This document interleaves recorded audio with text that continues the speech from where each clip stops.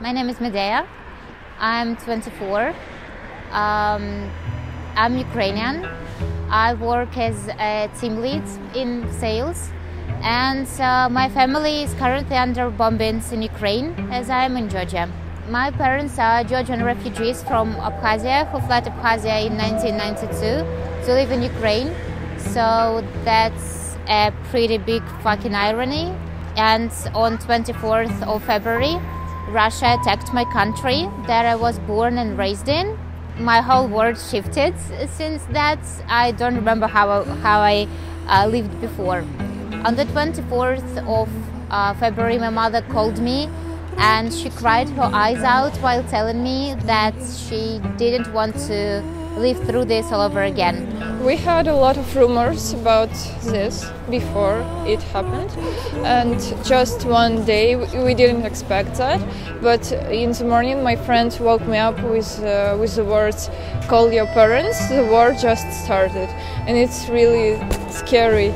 I already can talk about that without crying, but yesterday I was crying while saying these words, because it's really scary when you understand that your relatives are there.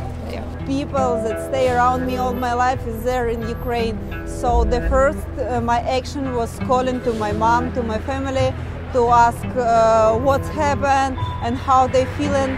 They said that they woke up because of bomb, and it's so terrible. And I still have this feeling like I'm in kind of movie, because it's not possible that it can be true. In Abkhazia, I lost both of my grandparents and my brother. So my mom in Abkhazia, she lost both of her parents and her brother. And she was 24 and I'm 24 now. So I also have my parents, I also have my brother.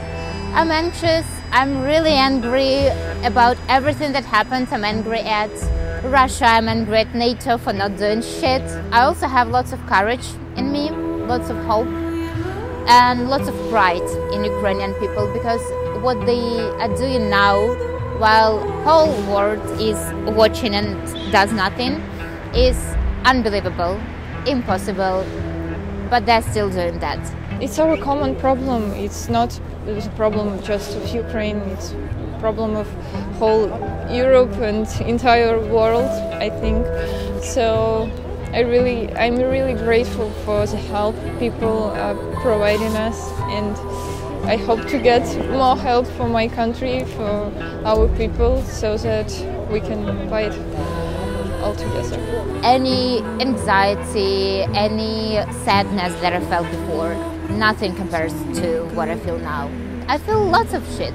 I don't know, I feel really lots of shit. I feel guilty, of course I feel guilty. I have lots of survivor's guilt for being here and for being safe, for eating khinkali while my parents are in the bombings, while my best friend texts me that I hope I will wake up tomorrow.